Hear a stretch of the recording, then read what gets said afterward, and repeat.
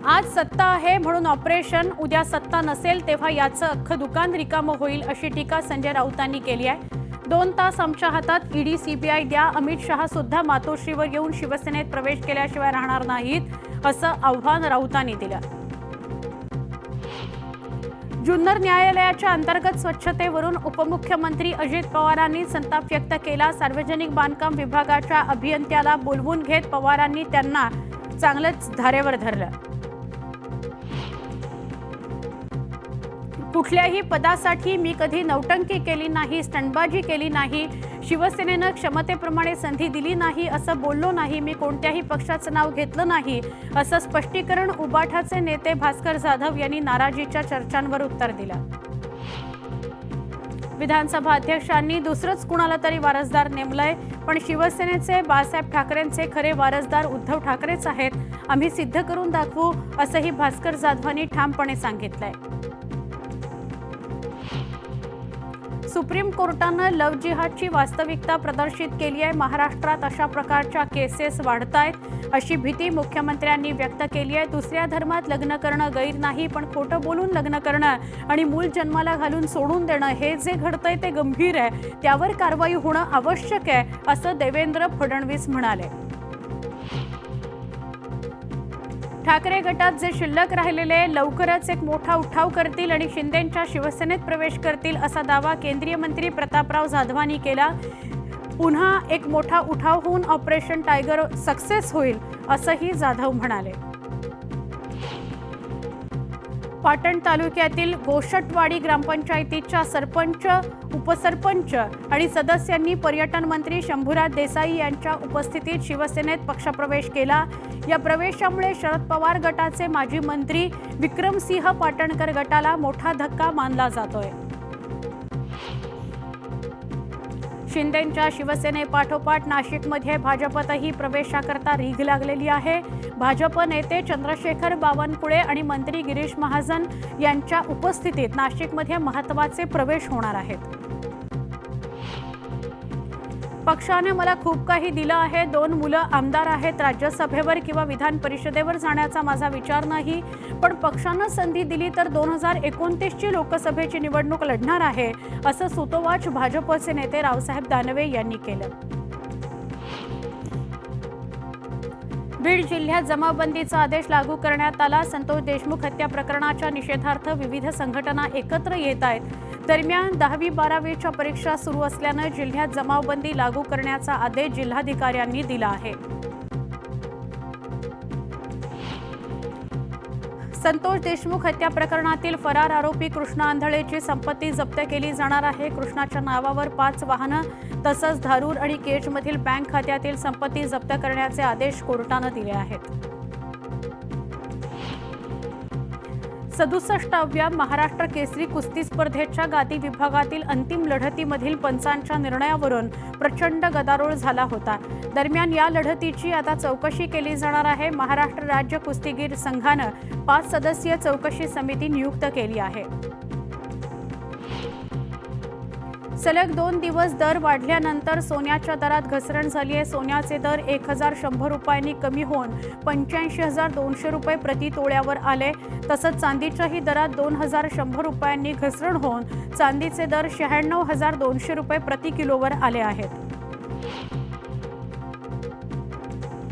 महाराष्ट्रात न्यायव्यवस्थेत मूलभूत पायाभूत सुविधा खराब असल्याची टिप्पणी करत सर्वोच्च न्यायालयाचे न्यायमूर्ती अभय ओक यांनी राज्य सरकारवर ताशेरे ओढले, तर शेजारच्या कर्नाटकची याबाबत प्रशंसा केली। अशोक देसाई स्मृती व्याख्यानात फौजदारी व्यवस्थेपुढील अडचणी काही विचार या विषयावर बोलताना न्यायमूर्ती ओक यांनी सडेतोड मतं आणि निरीक्षणं मांडली।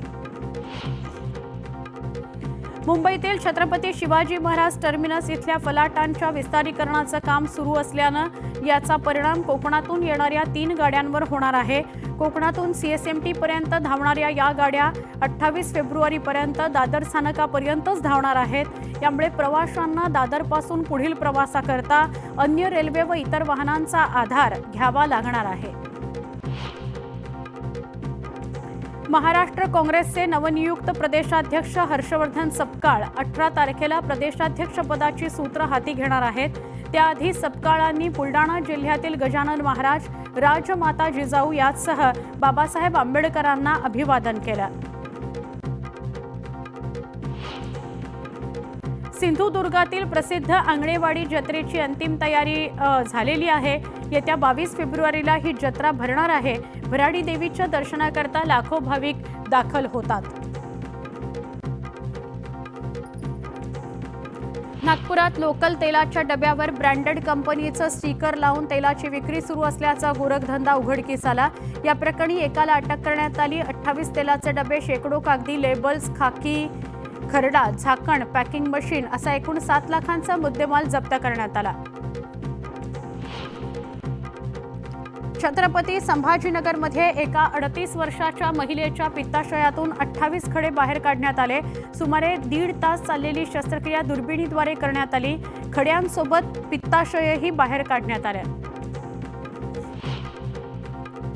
मालेगावच्या कवळाणी गाळणे इथल्या जिल्हा परिषद शाळेच्या विद्यार्थ्यांची विशेष सहल काढण्यात आली. या सहलीत गोरगरीब विद्यार्थ्यांनी विमान आणि बोटीतून प्रवास करण्यात आला. शिक्षण मंत्री दादा भुसेंच्या पुढाकारातून हा उपक्रम राबवण्यात आला. शिरूरच्या केंदूर पापळ या परिसरात 12 गावांचा प्रश्न अनेक वर्षांपासून प्रलंबित आहे. दरम्यान या भागातील पाण्याचा प्रश्न लवकरच सोडवला जाईल असं आश्वासन मंत्री मेघना बोर्डीकर यांनी दिलं. मालेगाव पोस्ट कार्यालयामध्ये रोजंदारी कर्मचाऱ्यानं तब्बल 2.25 कोटींचा अपहार केल्याची बाब समोर आली आहे. या प्रकरणी सहाय्यक डाक अधीक्षक संदीप पाटील यांनी दिलेल्या तक्रारीवरून पोलिसांनी गुन्हा दाखल केला. सिडकोच्या विविध संवर्गातील कर्मचाऱ्यांच्या मोठ्या प्रमाणात बदल्या करण्यात आल्या. सहाय्यक विकास अधिकारी व क्षेत्राधिकारी संवर्गातील 26 अधिकाऱ्यांसह लिपिक, टंकलेखक, कार्यालयीन सहाय्यक संवर्गातील 74 कर्मचाऱ्यांचा यात समावेश आहे. या बदल्यांमुळे अधिकारी कर्मचाऱ्यांमध्ये असंतोष दिसून येतोय. मुंबईकरांच्या जलप्रवासाला आता वेग येणार आहे. गेटवे ऑफ इंडिया ते एलिफंटा आणि गेटवे ते मांडवा या मार्गावरून आजपासून अत्याधुनिक वातानुकूलित कॅटामरान बोट धावणार आहे. उच्च गती पारंपरिक फेरी सेवेला पर्याय म्हणून ही सेवा प्रवाशांना अधिक जलद, आरामदायी आणि अधिक आधुनिक प्रवासाची सोय उपलब्ध करून देणार आहे. पश्चिम रेल्वेच्या स्वच्छतागृहांच्या दयनीय स्थितीबाबत वारंवार तक्रारी येत असल्यानं त्यांच्या स्वच्छतेकडे प्राधान्यानं लक्ष दिलं जाईल असं पश्चिम रेल्वेच्या मुंबई विभागाचे नवनियुक्त विभागीय रेल्वे व्यवस्थापक पंकज कुमार सिंग यांनी स्पष्ट केलं. प्रवाशांची गैरसोय टाळण्यासाठी टॉयलेट्सच्या देखभालीवर भर दिला जाईल असं आश्वासन त्यांनी दिलं. मुंबईतल्या MD कॉलेजमध्ये एका विशेष कार्यक्रमाचं आयोजन करण्यात आलं होतं. या उपक्रमाअंतर्गत मराठी बाणा जपत लेझिमवर नृत्य सादर करण्यात आलं. तसंच विद्यार्थी व्यावसायिक शिक्षणाकडे कसे वळतील याचंही मार्गदर्शन करण्यात आलं.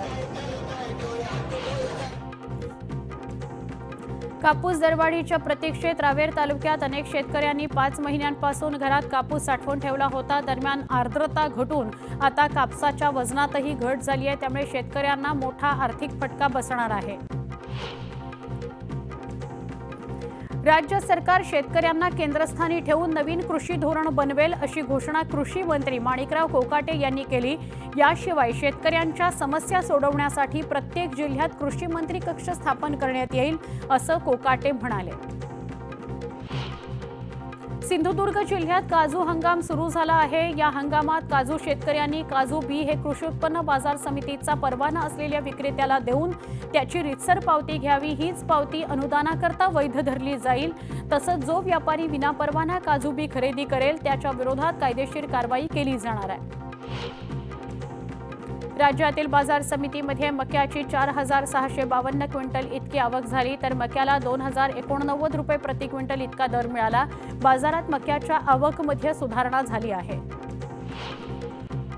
गव्हाच्या कापणीला लवकरच सुरुवात होणार आहे. त्यामुळे गहू लवकरच बाजारात येण्याची शक्यता आहे. गव्हाचे भाव किमान आधारभूत किमतीपेक्षा जास्त होते, मात्र आता गव्हाच्या किमतीत घट होण्याची शक्यता आहे. त्यामुळे ग्राहकांना दिलासा मिळणार आहे.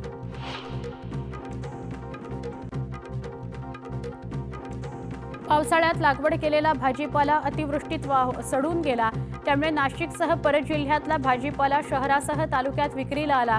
भडगाव तालुक्यात गावोगावी लागवड केलेल्या भाजीपाल्यासोबतच पाचोरा, पारोळा, जामनेर या तालुक्यातील हिरव्या भाजीपाल्याची आवक वाढली आहे, त्यामुळे भावही गगनाला गडगडले आहेत। जळगाव जिल्ह्यातील भडगाव तालुक्यातील कचगाव इथल्या शेतातील पिकावरील तणनाशक फवारणी केल्यानं शेतकऱ्यांचं जवळपास 2 एकरावरील पीक वाया गेलं आहे, त्यामुळे शेतकऱ्यांचं नुकसान झालं आहे।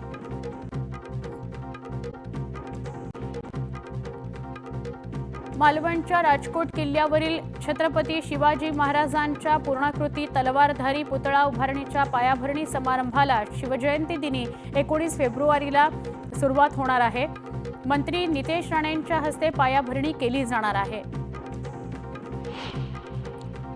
शेवगाव तालुक्यातील काशी केदारेश्वराच्या पायथ्याशी असलेल्या गोळेगाव पाझर तलावाची दुरुस्ती करून त्याची साठवण क्षमता वाढवा अशी मागणी ग्रामस्थांनी केली आहे। मागणीचा विचार न केल्यास ग्रामस्थांनी 24 फेब्रुवारीपासून धरण आंदोलनाचा इशारा दिला आहे। वाशिमच्या मंगळूरपीर वनोजा या गावात एकूण 2218 हेक्टर क्षेत्रात त्यातील 1074 हेक्टर क्षेत्रावर संत्र्याची लागवड करण्यात आली। व्यापाऱ्यांनी संत्रा खरेदीसाठी वनोजाला निवडलं। राज्यातील इतर भागातही वनोजातील संत्र्यांची मागणी वाढली आहे। छत्रपती संभाजीनगरमध्ये तापमानात वाढ झाली आहे। 34.4 अंशांवर तापमान गेल्यानं फेब्रुवारीतच नागरिकांनी उन्हाच्या झळा त्यांना बसत आहेत।